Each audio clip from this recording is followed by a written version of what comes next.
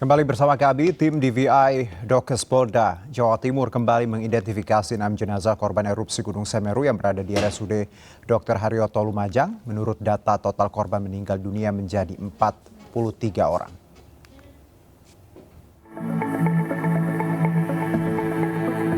Dalam konferensi pers yang digelar di ruang anggrek RSUD Dr. Haryoto Lumajang, tim DVI Dokes Polda Jatim berhasil mengidentifikasi 6 jenazah korban erupsi Gunung Semeru. Dengan demikian, tim DVI kini sudah berhasil mengidentifikasi 23 dari 34 jenazah korban erupsi Gunung Semeru. Adapun 6 jenazah yang berhasil teridentifikasi terdiri dari 5 orang laki-laki dan 1 orang perempuan.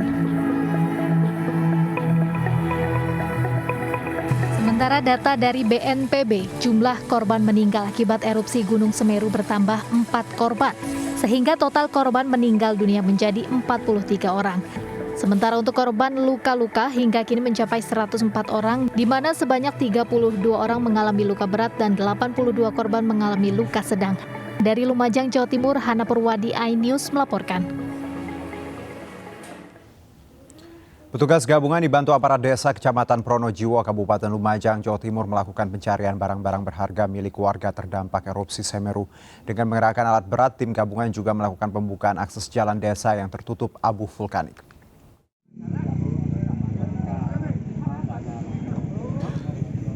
Petugas gabungan BNPB, TNI Polri, serta aparat desa melakukan pencarian barang berharga dari rumah warga terdampak di Dusun Sumbersari, Desa Supiturang, Kecamatan Pronojiwo, Lumajang, Jawa Timur. Sejumlah perabotan rumah tangga seperti kasur, lemari, serta barang-barang lainnya dievakuasi menggunakan kendaraan bak terbuka. Selain itu, petugas juga memfokuskan pencarian barang berharga seperti sertifikat tanah, emas, dan uang tunai. Hingga 5 hari pasca erupsi, masih banyak barang-barang tersebut belum bisa dievakuasi lantaran tebalnya abu vulkanik yang menutup permukiman warga. Masih banyak yang terpendam, itu pun masih dilakukan oleh petugas yang di belakang saya ini. Kendala-kendala yang dihadapi dalam proses evakuasi barang berharga milik warga ini apa saja? Ya, kendalanya itu yang dialami oleh petugas, tingginya timbunan pasir. Selain evakuasi barang berharga, petugas mengerahkan alat berat untuk membuka jalan akses yang masih dipenuhi abu vulkanik di sejumlah titik di Desa Supiturang. Dari Lumajang, Jawa Timur, Saif Hajarani, iNews melaporkan. Ya, ribuan warga masih terdampak erupsi Semeru. Untuk mengetahui update penanganan bencana Gunung Semeru sudah terhubung bersama kami Bapak Abdul Muhari, PLT Kapus Datinkom Kebencanaan BNPB. Assalamualaikum Pak Abdul, selamat sore. Waalaikumsalam, selamat sore Mas. Baik, kita bicara mengenai update terkini terkait evakuasi warga terdampak Gunung Semeru. Seperti apa Pak? Ya, dari lapangan kami tadi menerima laporan bahwa ditemukan satu tambahan korban jiwa di pagi tadi, tetapi ini masih masuk pendataan dulu di posko utama untuk dikonfirmasi, sehingga nanti dari posko utama akan memberikan kepastian di jam 16.00 ini. Baik. Kalau kemudian silakan. Silakan Pak.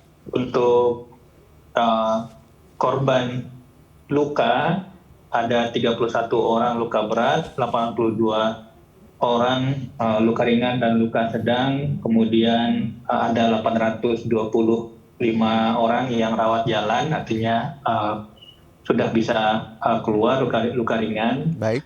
Dan ada 126 titik pengungsian dengan total 6.573 jiwa. Baik. Lalu kita bicara mengenai kesulitan evakuasi Pak. Medan yang berat saya dengar juga menjadi salah satu penghambat bagaimana kita menemukan korban atau jenazah yang memang belum teridentifikasi seperti itu. Hilang dalam artian sampai saat ini. Apakah benar seperti itu? Iya, sebenarnya karena lokasi yang dicurigai masih banyak korban yang belum ditemukan adalah lokasi tempat penambangan pasir. Nah, ini memang tidak semuanya terdata dalam arti dari korban hilang yang dilaporkan oleh anggota keluarga ke posko. Baik. Mungkin disinyalir masih ada korban lain yang tidak terlaporkan di posko tetapi ada di lokasi penimbunan pasir, sehingga ini menjadi fokus dari pencarian tim di lapangan saat ini dari tadi pagi di lokasi tempat penambangan pasir tersebut. Selain data tadi, apa yang menjadi kesulitan dari BNPB sendiri dalam menemukan jenazah atau menemukan korban yang sampai saat ini masih hilang? Ya, BNPB tentu saja tidak bekerja sendiri. Tim SAR gabungan dipimpin Basarnas, TNI, Polri, relawan, dan lain-lain.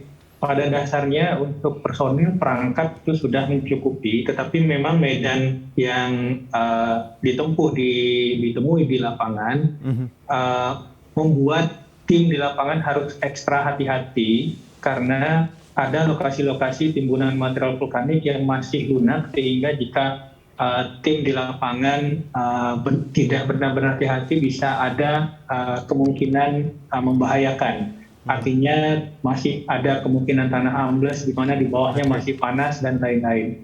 Jadi hal-hal seperti ini di samping tentu saja kondisi cuaca benar-benar menjadi concern, menjadi perhatian tim di lapangan untuk bisa tetap fokus pada upaya pencarian tapi tidak mengurangi intensi untuk keselamatan jiwa para rekan-rekan pencari di lapangan.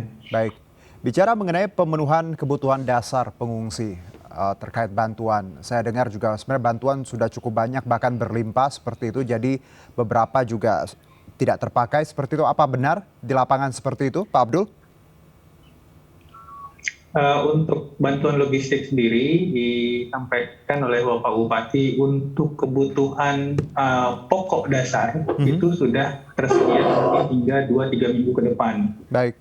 Tinggal memang pendistribusiannya, tadi kami juga menerima laporan visual dari teman-teman di lapangan, sudah sangat baik. Ada menu yang disiapkan oleh relawan khusus untuk bayi, ada menu yang khusus untuk anak-anak, ada menu yang khusus untuk lansia. Jadi untuk kebutuhan pengungsi sebenarnya sudah sangat baik dan tercukupi. Memang stoknya sekarang saat ini sudah cukup banyak dan ini juga menjadi apresiasi untuk kita semua, bagaimana kontribusi semua masyarakat bisa memberikan bantuan sehingga stok saat ini hingga 2-3 minggu ke depan itu sudah cukup. Baik. Alhamdulillah kalau ada seperti itu, karena kita tahu bahwa di lapangan sendiri ketika ada bencana biasanya salah satu yang menjadi masalah adalah terkait bantuan, dan kalau dari kabar yang Anda terima tadi sangat baik sepertinya distribusi dan juga penanganan dan juga tadi spesifikasinya masing-masing juga untuk balita, lansia dipenuhi seperti itu. Kalau bicara kondisi kebutuhan lain seperti listrik, bagaimana di lapangan? Kalau untuk listrik sejauh ini dari tim Satgas PLN sudah sangat baik, artinya dari 3 hari pasca bencana untuk semua gardu sudah pulih, kemudian untuk lingkup pelanggan 3 hari yang lalu dari semua kecamatan terdampak itu sudah 91%.